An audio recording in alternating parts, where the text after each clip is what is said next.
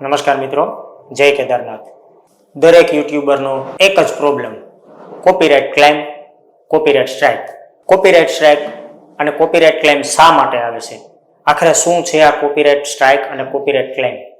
અને શા માટે ક્રિએટરોની ચેનલ ઉપર આ કોપીરાઇટ સ્ટ્રાઇક અને કોપીરાઇટ ક્લેમ આવી જાય છે? શું કરો છો તમે તમારી ચેનલ ઉપર ભૂલ કે જેના કારણે આ કોપીરાઇટ સ્ટ્રાઇક અને કોપીરાઇટ ક્લેમ આવી જાય છે? આ વિડીયોની અંદર હું તમને અમુક એવા પોઈન્ટ બતાવવાનો છું કે જો એ પોઈન્ટને તમે પરફેક્ટલી ફોલો કરશો તો તમારી ચેનલ ઉપર લાઈફ ટાઈમ ક્યારેય કોપીરાઇટ સ્ટ્રાઇક કે કોપીરાઇટ ક્લેમનો પ્રોબ્લેમ નહીં આવે. સામાન્ય મુદ્દાઓની તો લગભગ લોકોને ખબર છે, લગભગ ક્રિએટરોને ખબર છે કે ભાઈ આપણે બીજાનો વિડીયો ઉપાડીને મૂકીએ એટલે એ વ્યક્તિ કોપીરાઇટ સ્ટ્રાઇક આપણને આપે છે.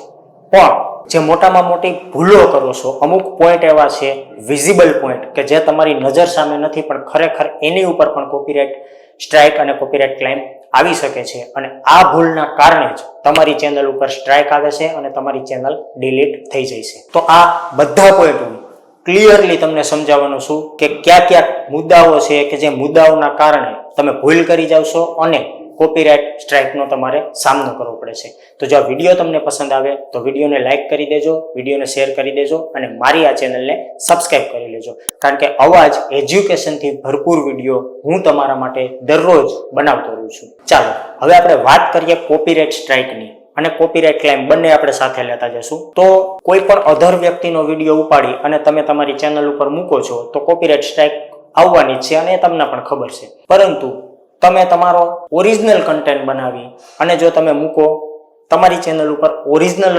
કન્ટેન્ટ મૂકો, તમારા ખુદના કન્ટેન્ટ મૂકો, તો તમારે કોપીરાઇટ ક્લેમ કે કોપીરાઇટ સ્ટ્રાઇકનો ક્યારેય સામનો નહીં કરવો પડે. જેમ કે અત્યારે હું આ વિડીયો બનાવું છું, ફેસ મારો છે, વોઇસ મારો છે, આ કેમેરો મારો છે, અહીંયા લગાવેલું જે માઇક છે એ પણ મારું છે, બધી જ વસ્તુ મારી છે. તો આવા વિડીયો ઉપર મને ક્યારેય પણ કોપીરાઇટ સ્ટ્રાઇક કે કોપીરાઇટ ક્લેમ નથી આવવાનું. પણ કેવું થાય છે કે તમે ક્યારેય કોઈ ડાયરો ચાલુ છે, કોઈ મ્યુઝિકલ નાઇટ ચાલુ છે અને ત્યાં તમે જાઓ છો, તમે તો ડાયરો જોવા માટે જાઓ છો અને તમારો મોબાઈલ કાઢી અને તમે સીધા એ ડાયરાને રેકોર્ડ કરવા માંડો. તમને એવું લાગે છે કે તમારા ખુદના મોબાઈલથી તમે રેકોર્ડ કર્યું છે એટલે એ કન્ટેન્ટ તમારો છે અને એ રેકોર્ડ કરીને તમે યુટ્યુબ ચેનલ ઉપર મૂકી દો છો.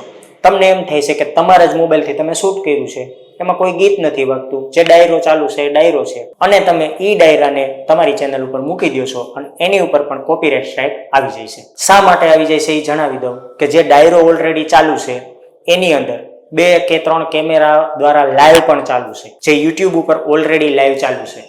એ સમય દરમિયાન તમે તમારા મોબાઈલથી રેકોર્ડ કર્યું. હવે આ રેકોર્ડ કરેલું તમે બીજા દિવસે, ત્રીજા દિવસે જ્યારે એડિટ કરીને વ્યવસ્થિત કરીને અને તમે મૂકો છો ત્યારે જે લાઈવ ચાલુ છે, જે વ્યક્તિની ચેનલ ઉપર લાઈવ ટેલિકાસ્ટ ચાલતું હતું એ વ્યક્તિની આઈડી ઉપર સીધો તમારો આ વિડીયો બતાવશે અને એ વ્યક્તિ તમને કોપીરાઇટ સ્ટ્રાઇક આપી દેશે, કારણ કે જે ડાયરો જોવા તમે ગયા છો એની માલિકી તમારી પાસે નથી. એટલા માટે જે વ્યક્તિએ લાઈવ રાખેલું છે એ વ્યક્તિ તમને સ્ટ્રાઇક આપી શકે છે. અને કદાચ આવા કેસની અંદર યુટ્યુબ પોતે રીયુઝ કોન્ટેન્ટ પણ આપી શકે છે. ત્યાર પછી અમુક વસ્તુ એવી છે કે જે માણસના માઇન્ડની અંદર આવતી જ નથી કે ખરેખર આમ પણ કોપીરાઇટ આવે.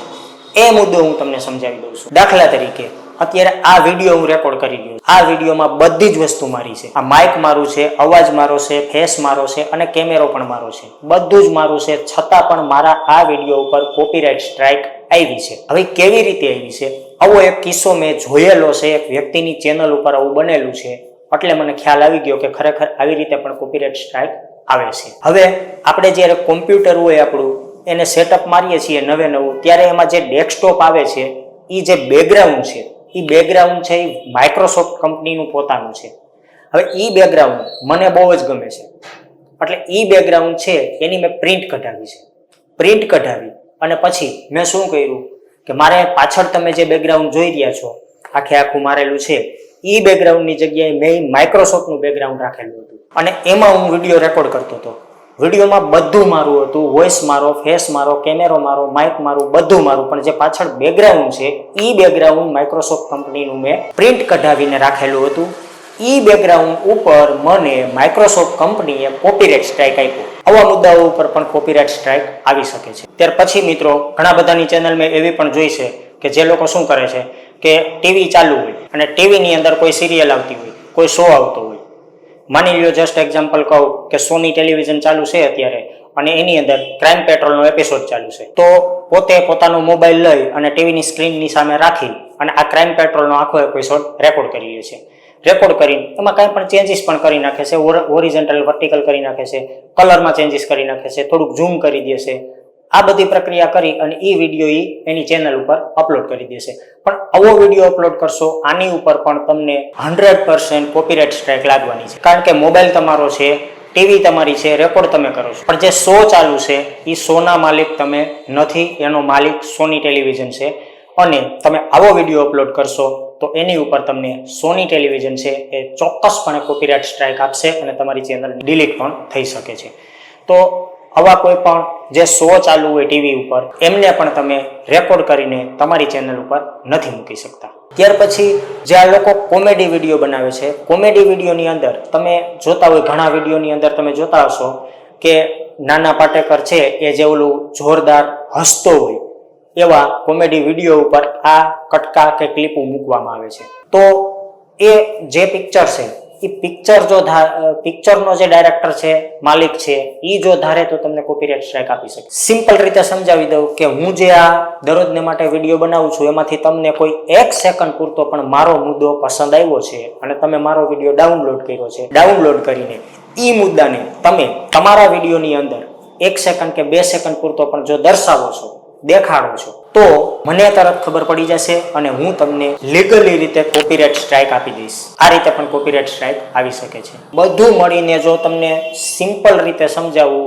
કે બેકગ્રાઉન્ડ છે, વોઇસ છે, ફેસ છે, આ કોઈ પણ વસ્તુનું અધર પર્સનનું તમે યુઝ કરશો તો તમને કોપીરાઇટ સ્ટ્રાઇક લાગી શકે છે. બધી જ વસ્તુ ટોટલી વસ્તુ જો તમારી ખુદની હોય, તમારો ઓરિજિનલ કન્ટેન્ટ હોય, તો જ તમને કોપીરાઇટ સ્ટ્રાઇકની બીક રહેતી નથી. નહીતર તમારે તમારી ચેનલ ઉપર કોપીરાઇટ સ્ટ્રાઇકને આવવાની રાહ તો જોવાની જ છે. હવે કોપીરાઇટ ક્લાઇમની વાત કરી લઈએ. કોપીરાઇટ ક્લાઇમ જે છે એ કેવી રીતે આવે છે? તો કોપીરાઇટ ક્લાઇમ છે એ કન્ટેન્ટ આઈડી ઉપર આવે છે. કોઈ પણ એક સોંગ હું બનાવું છું, સોંગ લખું છું, એનું મ્યુઝિક હું નક્કી કરું છું, સોંગને ગાવા માટે પણ હું સિંગર લઈ આવું છું ને એ સિંગર એ સોંગને ગાય છે. આ બધી જ વસ્તુ મેં તૈયાર કરી છે. હવે ઈ સોંગનો હું કન્ટેન્ટ આઈડી ખરીદી અને ઓલરેડી યુટ્યુબ ઉપર અપલોડ કરી દઉં છું.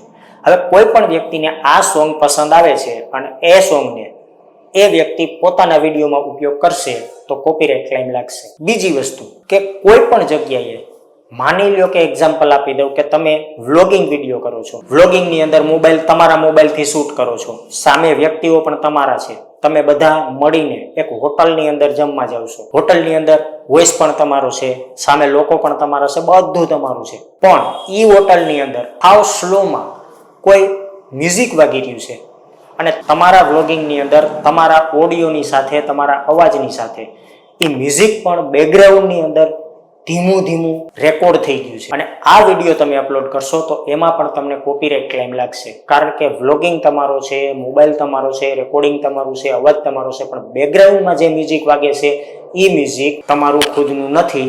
એ જે કંપનીનું હશે એનો કન્ટેન્ટ આઈડી મેચ થઈ જશે અને તમને કોપીરાઇટ ક્લેમ આપી દેશે. તમે કોઈ રોડ ઉપર શૂટ કરો છો, કોઈ ગલીઓમાં શૂટ કરો છો, કોઈ જંગલમાં શૂટ કરો છો, ક્યાંય પણ શૂટ કરો છો અને કોઈ વાહન નીકળે છે અને વાહનની અંદર કોઈ સોંગ વાગતું જતું હશે, ગીત વાગતું જતું હશે અને ઈ જો તમારા વ્લોગિંગમાં રેકોર્ડ થઈ જશે તો પણ કોપીરાઇટ ક્લેમ આવે છે. ત્યાર પછી એક ભાઈની મોટી ચેનલ હતી. ભાઈએ મને એવું કીધું કે મારે કોપીરાઇટ ક્લેમ આવ્યો છે, એની ચેનલને આપણે ચેક કરી. હવે એ ભાઈ છે એ મોટા લાઈવ કરે છે. હવે જે લાઈવ કરે છે એની અંદર શ્રીમદ ભગવત સપ્તાહનું લાઈવ ચાલુ હતું.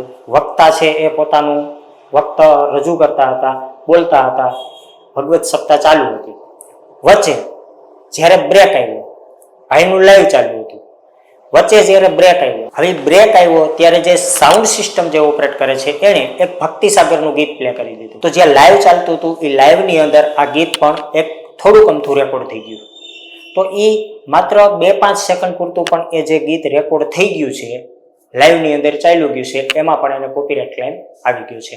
તો જો તમે લાઈવ ટેલિકાસ્ટ કરો છો, કોઈ શ્રીમદ ભગવત સપ્તાહ છે, કોઈ ડાયરા છે, કોઈનું લાઈવ કરો છો, ત્યારે પણ ખાસ કાળજી રાખજો. સાઉન્ડ સિસ્ટમ ઓપરેટિંગ કરે છે એમની સાથે પહેલા મુલાકાત કરી લેજો અને એમને કહેજો કે ભાઈ તું જ્યારે પણ તારું કોઈ સોંગ ચાલુ કરે છે ત્યારે પહેલા અમને કહેજે, એટલે અમે અમારું લાઈવ રોકી દઈએ, ત્યાર પછી જ તું સ્ટાર્ટ કરજે. જો 1 સેકન્ડ પૂરતું પણ મ્યુઝિક કોઈ પણ પ્રકારનું પ્લે થઈ ગયું તો તમને કોપીરાઇટ ક્લેમ આવી જશે. તો હવે મિત્રો, જો તમારે ખરેખર ચેનલમાં કામ કરવું છે, યુટ્યુબમાં કામ કરવું છે, તમને પણ એવું છે કે મોટા મોટા ક્રિએટરો જે છે એ સારી એવી અર્નિંગ યુટ્યુબમાંથી કરે છે અને મારે પણ વ્લોગિંગ કરવું છે, વ્લોગિંગમાં પણ સારું એવું ઇન્કમ થાય છે, સારી એવી કમાણી તમે પણ કરી શકો છો, પણ આ બધી જ વસ્તુની કાળજી રાખી ધ્યાન રાખીને કરશો તો તમને એમ થાય લાગતું હોય કે તમારે એ લોકોની જેમ વ્લોગિંગ કરીને પણ યુટ્યુબમાંથી ઇન્કમ કરવી છે, યુટ્યુબમાંથી ગ્રોથ મેળવવો છે અને આગળ જવું છે, તો સૌથી મહત્વની મુસીબત જે તમારી સામે ઊભી છે ને એ મુસીબત છે આ કોપીરાઇટ સ્ટ્રાઇક.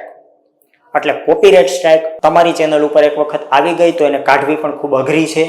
માટે ખાસ કરીને જો કામ કરવા જ માગો છો, મહેનત કરવા જ માગો છો, તો આ કોપીરાઇટ સ્ટ્રાઇકના હરેક મુદ્દાઓ આ જે મેં અત્યારે તમને કીધા છે એ બધા જ મુદ્દાઓને ધ્યાનમાં રાખીને તમે ચેનલમાં કામ કરજો. ચોક્કસપણે તમને કહું છું, તમારી ચેનલ ઉપર લાઈફ ટાઈમ ક્યારેય કોઈ પ્રોબ્લેમ આવશે નહીં. ચાલો હવે આપણે કોઈ નવા વિડીયોની અંદર નવા એજ્યુકેશન સાથે મળીશું. ત્યાં સુધી બધાને જય હિન્દ, જય ભારત. સાવધાન રહ્યો, સુરક્ષિત રહ્યો.